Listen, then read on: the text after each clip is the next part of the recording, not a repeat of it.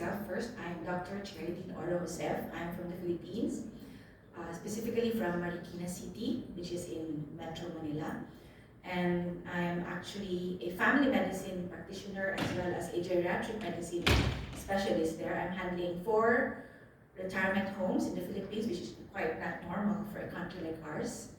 So I'm going to present to you or share with you our research that I made for a group that I organized back in 2010. So I'm going to present to you a comparison of the biopsychosocial health of physically active elderly with and without intervention in Marikina City, Philippines.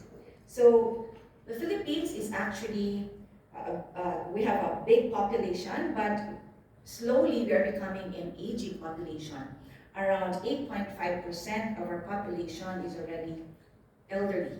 So that it is projected that in 2017, we will also become an aging population. So in the recent survey of the Department of Health of the Philippines, in terms of implementing health and wellness programs for senior citizens, we found out that the population characteristics, most of our older persons are, of course, this may be true for all, at risk for functional decline, at risk for social isolation, very vulnerable to abuse and neglect. Actually, in one of the homes that I manage, we have around 400 abandoned elderly.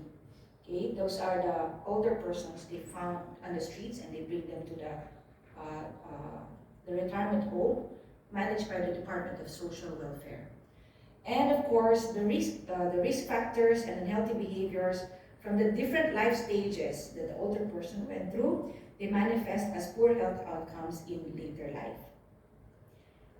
In the longitudinal study of aging and health in 2018 by ERIA, the Economic Research Institute for ASEAN and East Asia, the self-rated health findings was an average of 48% for most older persons in the Philippines, with females having better self-rated health than males. And 1 out of 5 has difficulty with at least one activities of daily living, and there is actually an increasing disability with advancing age. In another study by the UP National Institute for Health, UP is the University of the Philippines, Institute of Aging, the Fit for Frail study, which I was also part of, 15.5% of the participants were frail, especially among age 80 years old and above. And a great majority were actually not frail, 19.3% were robust and 60.5% were pre-frail. In the 2021 Expanded National Nutrition Survey of the Philippines, this is the summary of the non-communicable disease risk factors among elderly 60 years old and above. Among the biological risk factors, they noted that 3 in 10, or 31.6% of elderly are obese and overweight, which is significantly higher among females, evidently higher among urban dwellers and those in upper wealth quintiles. And 33.4% have elevated blood pressure. Among the behavioral risk factors, Filipino elderly males, significantly higher among males, are smokers, 16.0%.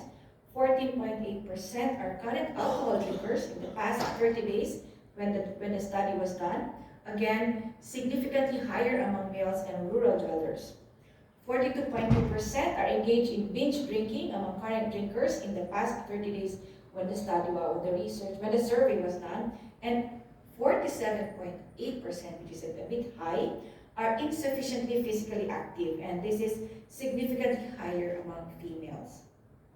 So the Department of Health actually developed an omnibus guidelines for the elderly, which include developing programs for implementation on self and household care, diagnostics, management, screening of well and asymptomatic elderly.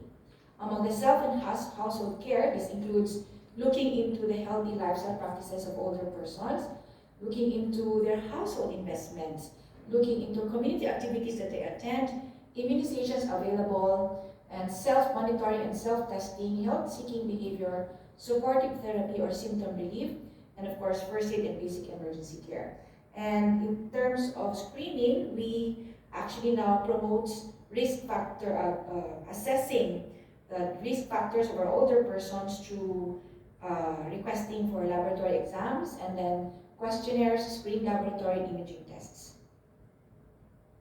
So this is the health and wellness programs for senior citizens in the Philippines. So we want to enable older persons to become healthy. We want to protect them from health risks. We want to care for their health and wellness, and we want to strengthen health institutions and workforces. Under enabling them to become healthy, we develop a lot of Philippine plan of action, and I encircle there the establishment of healthy communities and promotion of healthy aging, which is the topic that I'm going to share with you, the ABOVE60 Academy, which I formed in 2010. So, where is Marikina? Because that's where my study is. City of Marikina is a first-class, highly urbanized city in the national capital of the Philippines. Although since I'm staying there, it's kind of rural city in an urban city. You know, most people are also their practices are kind of provincial, but it's a city. Okay, so these these are the Marikina city has always been flooded. If you have watched news about floodings in the Philippines, Marikina city is the ones that always submerge in deep waters. Okay, we're the ones. I have experienced that. Okay, and that's Marikina because we are along the river, and Marikina is also along the earthquake. We call it the big one. So it's basically a prone to disasters. The city is prone to disasters. So our population in Marikina is we have females aged 15 to 64. They're the working age, and they're economically active. This is the economically active population, and it's totaled up to 152.6 thousand. While those in the 65 years old group, they comprise 15.9 thousand. On the other hand, males are 15 to 64 years old, and 65 years and above stood at 148.5 thousand and 10.4 thousand respectively. So in terms of overall dependency ratio, this is in 2020, we have 51 as our overall dependency ratio. Among female older population, it's 50. Among this is for the old population, it's 10. For the older population among males, it's 7. So I just want to share with you ABOVE60 Academy of Marikina. This is a group of my patients which I started in 2010. And initially there were just 10 of them who are attending my activities, which I do monthly in the City Health Office of Marikina and in one of my retirement homes I manage. And I actually wanted to do a study on this group because every month we meet each other. I conduct lectures, I conduct physical activity sharing, mindfulness meditation for the elderly. So they're 60 years old and above. So these are my patients who I see every month. So I wanted to research if what I'm doing is actually effective in terms of helping them or having an impact on their psychosocial health or even in their physical health. So is there a significant difference in the biopsychosocial health of physically active elderly participating in the ABOVE60 Academy activities and physically active elderly not participating in the activities of the ABOVE60 Academy using the Comprehensive Geriatric Assessment Survey? So we want to determine, I actually want to determine a significant difference in the biopsychosocial health between the physically active elderly participating and not participating in the ABOVE60 Academy.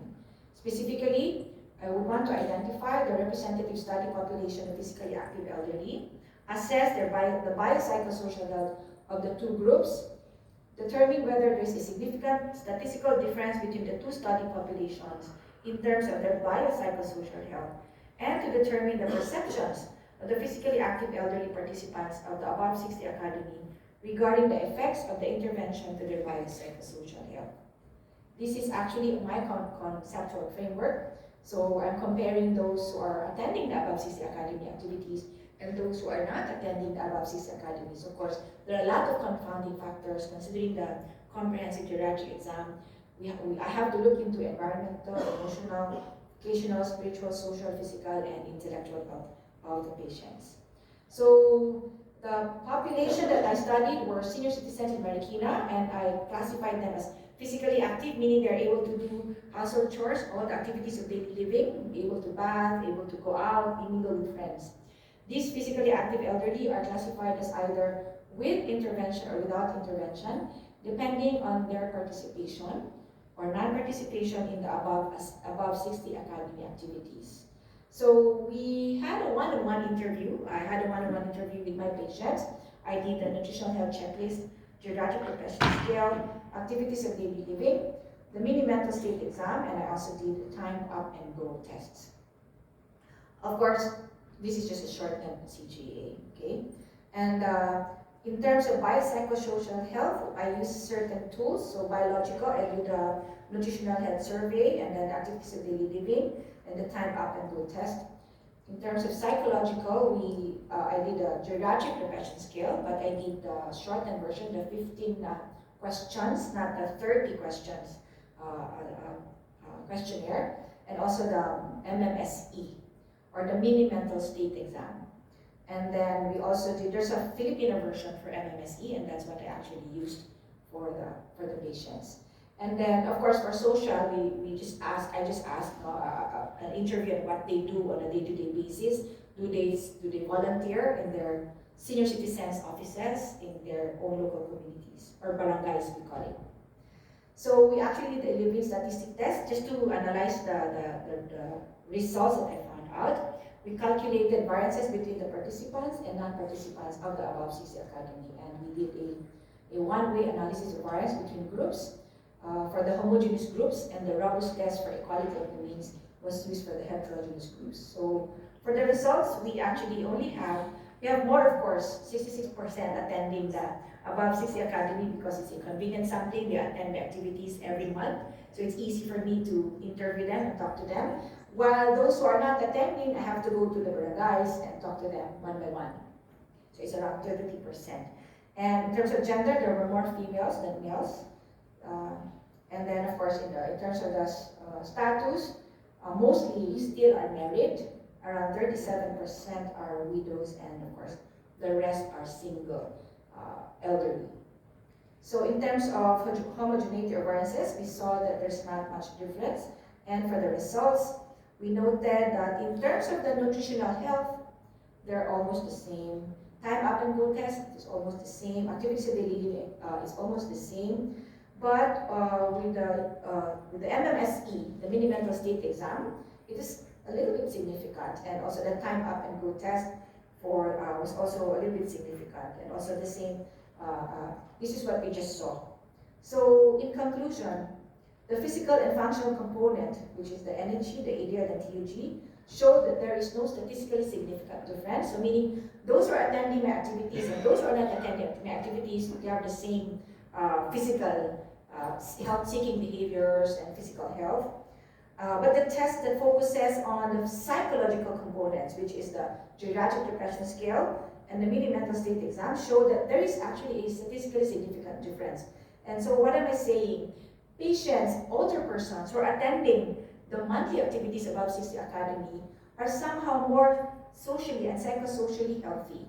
They feel better, and they feel healthier because they look forward to the activity. We usually conduct it every third Wednesday of the month. And the technique is I am really present every third Wednesday of the month. I block that date already. I don't do clinics that day. I really block it for them so that I am able to teach them about physiologic changes of aging. I also teach them about common illnesses that they might experience as they age. And in turn, they actually present dances and songs whenever we have the activity. I'm surprised with all the things that they do. After my lecture, they do their own fellowship activities. They have they schedule their own ground golf, etc. Meaning, after each lecture, they are empowered to help themselves. These are all 60 and 70-year-old individuals. Now, in terms of the psychological component, because I have a very small sample population yet, there's a big correlation established between the intervention and the psychological component, and I intend to have more a follow-up study on the patients in the Above 60 Academy. I think that is my last slide. Thank you very much for listening.